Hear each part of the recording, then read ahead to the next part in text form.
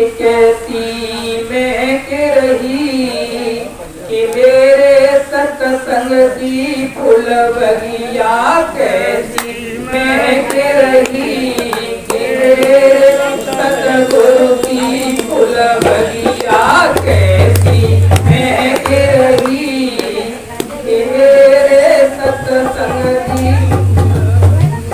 कैसी महक रही कि मेरे सत्संग की फुलवरिया। नए पुराने जामे पेड़ लगे, नए पुराने जामे कछु गौ खड़े गए, कछु खड़े हैं, कछु गौ खड़े गए, कछु खड़े हैं। नई नई उपज रही कि मेरे सत्संग की फुलवरिया, नई नई उपज रही कबे, कैसी महक रही कि मेरे सतगुरु की फुलवरिया।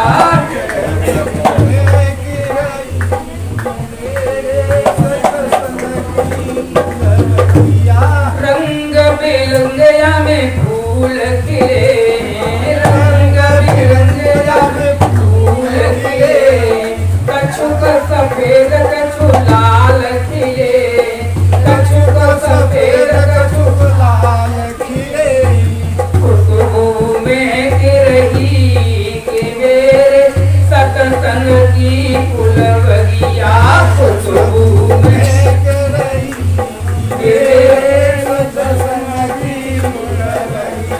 कैसी महक रही कि मेरे सत्संग की फुलवरिया, कैसी महक रही मेरे सत्संग की फुलवरिया। ओ कौआ में जावे मैं आवे, ओ कौआ में जावे मैं आवे, कोयल कूक रही कि मेरे सत्संग की फुलवरिया, कोयल कूक रही मेरे सतगुरु की फुलवरिया, कैसी महक रही कि मेरे सतगुरु की फुलवरिया। कौन लगाई और कौन लगवाई, कौन लगाई कौन लगाई रे, कौन लगवाई, कौन खींच गई कि मेरे सत्संग की फुलवरिया, कौन खींच गई कि मेरे सत्संग की फुलवरिया। प्रेम लगाई संतन लगवाई, प्रेम लगाई प्रेम लगाई संतन लगवाई, प्रेम लगाई संतन लगवाई। भक्तन सींच गई कि मेरे सत्संग की फुलवरिया, भक्तन सींच गई कि मेरे सतगुरु की फुलवरिया, कैसी महक रही कि मेरे सत्संग की फुलवरिया।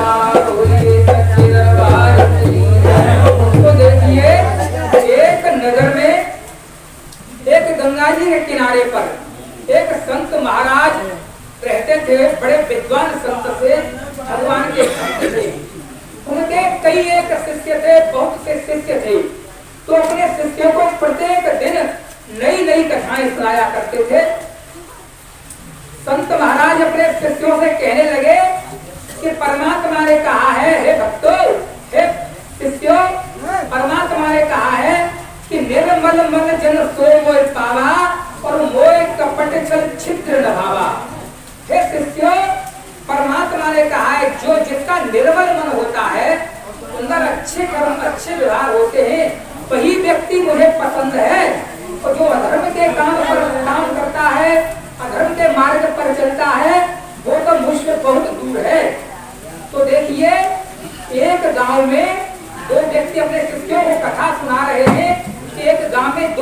रहते थे, बड़ा दोनों व्यक्तियों में बड़ा प्रेम था, बचपन से लेकर के बड़ा उनमें दोस्ती मित्रता थी, साथ साथ में रहते थे, पर लेकिन उनके मार्ग रास्ता अलग अलग थे। एक तो जो व्यक्ति था, एक मित्र था, वो बड़े अधर्म के काम करता था, यानी एक दूसरे व्यक्ति को छल कपट करता था, दूसरे से ठगियाई करता था, किसी से पैसे टके लेता था और किसी से रुपया पैसा उधार ले लेकर कभी किसी का देता नहीं था, न कभी साधु संतों की सेवा करता था, न कभी दान करता था, न पुण्य धर्म के मार्ग पर नहीं चलता था, बड़ा धर्म के कार्य करता था। उसका जो साथी था, एक साथी बड़ा बढ़िया अच्छे मार्ग पर चलता था, भगवान का भक्त था, साधु संतों की सेवा करता था, पुण्य धर्म दान करता था, जो अपने शरीर से जो भी सहायता होती थी किसी गरीब व्यक्ति की, उसकी सहायता करता था। और अपने ये साथी, उसका बचपन का साथी था, अधर्म के काम करता था, मार्ग पर चलता था, उसे बड़ा समझाता था कि हे दोस्त, तू बड़े अधर्म के काम करता है, ये काम करना, उल्टे सीधे कर्म को करना छोड़ दे, क्योंकि मैं तेरा साथी हूँ बचपन से, इस वजह से मैं तुझे समझाता हूँ कि अधर्म के मार्ग को छोड़ दे, तू धर्म का काम कर। लेकिन उसकी समझ में कोई बात नहीं आती थी। काफी समय बीत गया, अपने मन में बड़ा प्रसन्न होता था कि मैं लोगों से यही करता हूँ, धर्म के काम से कोई करता हूँ, बड़ा प्रसन्नता होती थी। लेकिन परमात्मा ने जो पहले ही कह दिया है कि निर्मल मंजन तो बोल पावा तो मोह पकड़ चित्र तो देखिए, एक दिन दोनों एक साथ बैठ करके मोटरसाइकिल पर जा रहे थे दोनों व्यक्ति, और बाजार में जैसे ही जा रहे थे बाजार के लिए, उस रोड पर दोनों का एक्सीडेंट हो गया। उन दोनों व्यक्तियों का एक्सीडेंट हो गया और दोनों एक ही साथ बेचारे प्राण दोनों खत्म हो गए, कि साथ दोनों के प्राण निकल गए। देखा तो एक दूसरे गांव में जाकर के, कुछ अपने गांव से कुछ 10-20 किलोमीटर दूर गांव था, वहां पर एक ही व्यक्ति के यहाँ, बड़ा गरीब व्यक्ति था, तो उसी के यहाँ उसका जन्म हुआ।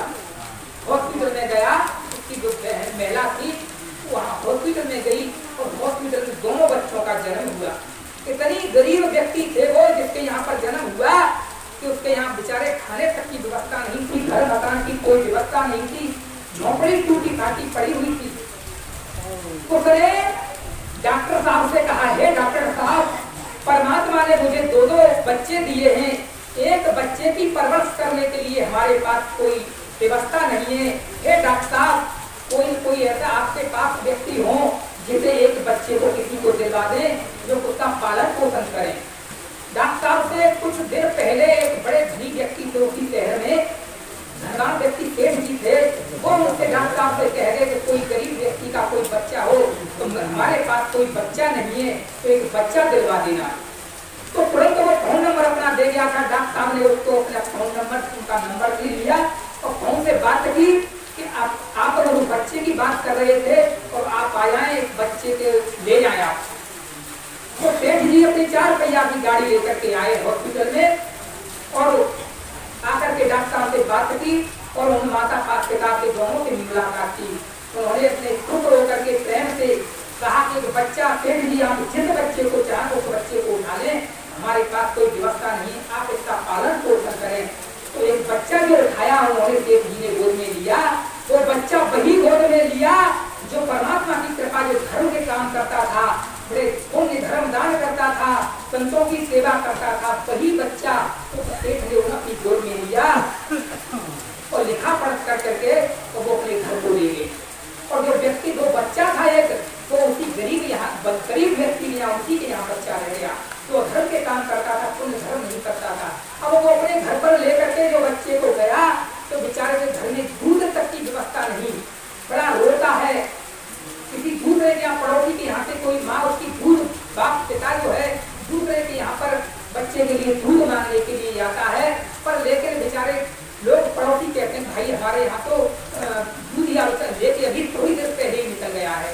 किसी से वस्त्र मांगते हैं कि हमारे बच्चे के लिए कोई वस्त्र कपड़े दे दो, तो माता कहती है भाई कल आना, आज हमारे पास नहीं, हम ढूंढेंगे अपने किसी बच्चे के पड़े होंगे तो दे देंगे।